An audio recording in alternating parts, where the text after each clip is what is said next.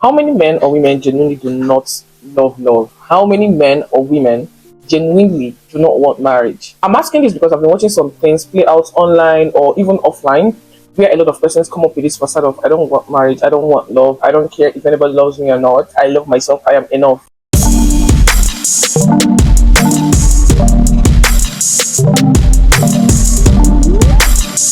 Recently, something happened in the Nigerian social media space. A woman came out to voice out about an experience she had. Her Instagram handle is 31 Lineage. She's the wife of Nigerian gospel minister K Strings. I've known her before the video, and she's quite known for being frantic and fond of her husband and supporting his life and ministry. Without talking too much, let's watch the video together. I was on the phone with this certain lady and I was like, hi, this is Mrs. K Strings. And she goes to say, Victoria, is that you? You are supposed to say it's Victoria. Why are you saying Mrs. K Strings? You have your name, you have your identity. You don't have to always go over using your husband's name so you don't lose yourself. Anytime feminist, people should avoid me. Leave me alone. How does bearing my husband's name makes me less of a woman? How does it relate? How does it correlate? Am I not Mrs. K Strings? Please help me answer. Am I not Mrs. K Strings?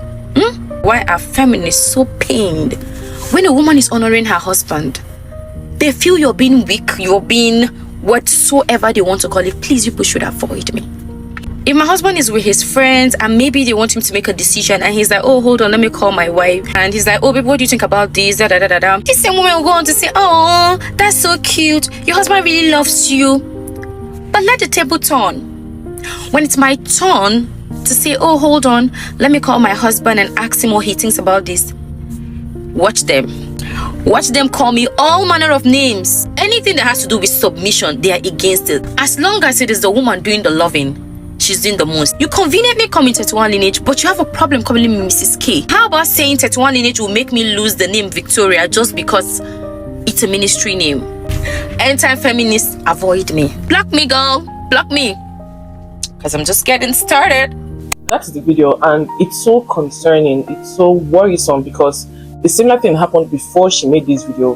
The current sitting senator of one of the senatorial zones in Kogi State, Senator Natasha, so she obtained like a rerun certificate that qualified her to run again as a senator in her political party.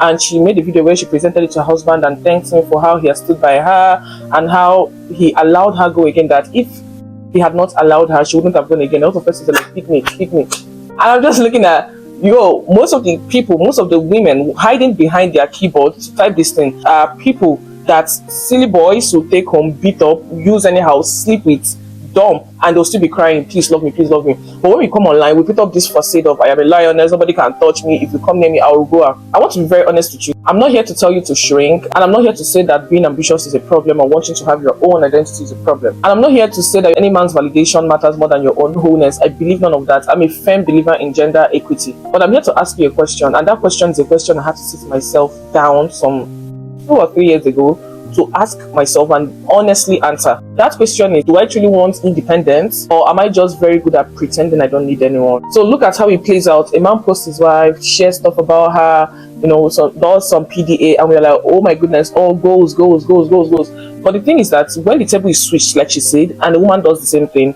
everybody goes up all ballistic on her, and they're like, pick me, why are you so this, why are you so that, I can't wait for him to stain your white. It's just as if there's a trap that is set for women who choose to love their husbands and honor their husbands loudly. If a man publicly says my wife is my priority, everybody praises him. Oh, God when. We love that now. But when a woman does the same thing publicly, we begin to question her self-worth, begin to question her self-identity. I think there's something telling about that inconsistency. It's not about men, it's not about marriage. It's about how we have decided that strength is supposed to look in women. It's about how we've come up with the term of strong woman, and we think it means somebody that is tough, mean, doesn't love, honor, respect their significant other. A lot of persons have decided what a strong woman has to look like, that she has to be that person that does not need anybody, does not need any partner, does not need love in her life. Looks like we've gone from one extreme to the other. We've gone from you deserve better to becoming we don't need anyone. I'm even going to share a personal story. I'm the third daughter out of 5 children. I was born to a well-to-do businessman in the 90s. So imagine the embarrassment and the disappointment that came to some people's mind. Thank God for my parents, they do not think like that. My parents never ever made us feel like, oh, this gender is better than the other gender, right? But I remember when my brother was born, a lot of people were like, as far as now that my mother started giving birth, and my brother is the fourth child, so the three of us were probably, we've had a lot of things that women have had to go through, like earning less than their male counterpart by not being allowed to participate in certain things. And I get it, I'm all for it, like gender equity. Like I always say, I believe in gender equity, because to me gender equity means that if you know what is due a man, give it to a man. Like, let there be fairness in both parties. You can't handle a man and woman the same in some contexts, but I digress. Because of those experiences, like growing up, seeing all those things, and also the failed relationships I had in the past, I began to have this subtle hatred for men, where I felt like, oh, because I'm a woman, so that's why you're looking down on me, that's why you're talking to me like that. So I always had to put up that fight to defend myself. One thing I did not realize is that the content I was consuming on social media amplified those things in my heart. And I got to a point where I felt like, if you snooze, you lose. If you mess up, I walk. If you don't want to take it, bounce. That behind all that facade, behind all those things, it was later on in one of my encounters with God, I actually realized that thing I was doing was fear. Once I get into a relationship, I was already planning escape routes, like, oh, if it does this, I leave. But the thing is that I wanted love, I wanted marriage, I wanted someone that would choose me, look at me, my flaws, my pros, my cons, and still choose me and decide to love me. But because of all those things that were going on, and also the fact that everything around me was amplifying and magnifying the fact that you should act like you don't need it, I actually fell for it. But it was later that I realized that I wasn't independent, I was just guarded. I had gotten so comfortable with the garden that I even called it growth. So after a particular relationship I was in ended, I found myself in a purging and pruning process, and God did a lot of refining, a lot of cleansing on my inside. I've shared the story again and again on my channel. One of the curriculums that I had to pass through in that process of purging is God getting me to that place where I get to admit to myself and not lie to myself, where I had to be honest with myself on my stand on marriage. And God did not even talk to me. He waited till I was ready to admit that I wanted love, that I wanted marriage. He literally asked me to stop pretending and told me until I open my mouth and say it. So that moment, like, oh, I want to focus on my career, I want to focus on my career. So I'll literally now go back to the place of prayer. God will be like, okay, you want to focus on your career, no problem. Then after some time, I'll feel like, oh, I think I want to marry. Then I'll still come back, oh God, I want to marry, God, I want to be married. And it was like, until you get to that point. And it took me time. It took me almost 2 years to actually get to that point. And when I finally got to that point, I was like, God, I want love, I want marriage, I want relationship, I want partnership. I want someone to fully know me and still choose me. So yes, I want to be picked. That was one of the most humbling things I've ever done, because I had spent years attaching my dignity to not needing anyone. Finally admitting that I actually did, that I genuinely needed it, felt like surrender. But later on, I realized that it actually was freedom. I was able to choose what I want without caring what the society thinks. Today, I want to talk about that wall, the wall that we have built, layer by layer, brick by brick, disappointment by disappointment. I want you to let down that wall if you're watching this video. Sometimes what we call independence comes from pain. And to be honest, pain is a valid reason to protect yourself. But at some point, the protection becomes prison. I want to also strike the balance, because this conversation could go wrong. There are women who have genuinely lost themselves in relationships. Likewise, men. There are women who have silenced their voices, abandoned their dreams, become a shadow of themselves because they got into relationships, because they got into marriage, and vice versa. Some of these things came from the place of manipulation, control, abuse from their significant other. That happens, and I'm not denying the fact that it happens. Me, I've been in that place before, so I'm not even going to act like it doesn't happen. I totally acknowledge all those, and I stand clearly against it. Like, if you want to ever see me fight, oppress a woman in my presence, and you see me fight you.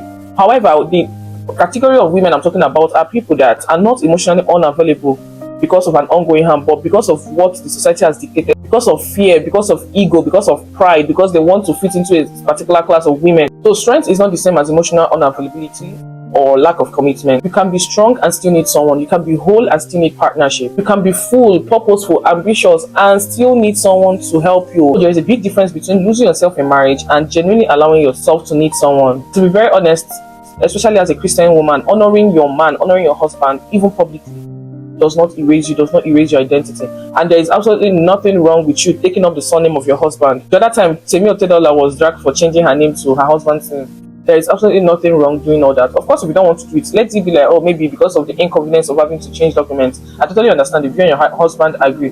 But if it's something you want to do, there's nothing wrong with that. During the time that God was dealing with me with respect to this thing, one of the things that really stood out for me was when He made me realize that, like, if you want to get into marriage, see, there's a difference between being a woman and being a wife. Once you become a wife, especially as a Christian, you have to submit to the structure of marriage, which means God being the utmost head, your husband being the head of the home, and you submitting to your husband. It literally means, like, Your dream can be lost in his dream might alter yours. It's a partnership. And one of the examples that God gave me was Pastor Kingsley Okonkwo's wife, Pastor Mildred Okonkwo. Like, this woman had already set out plans for her. Submitting to the life ambitions of your husband or dreams of your husband does not mean that you're going to get lost. Actually, sometimes that's actually where you find yourself more.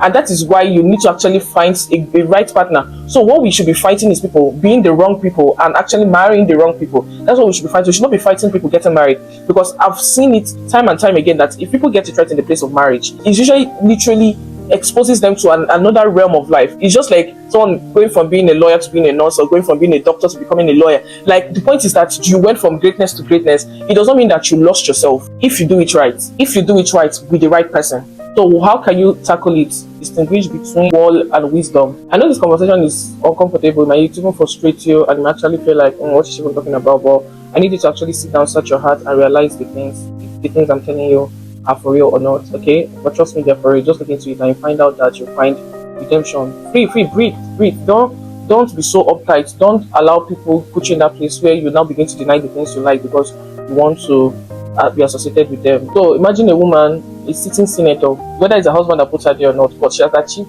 one of the highest things someone could achieve in life, being called a pygmy because she honored her husband.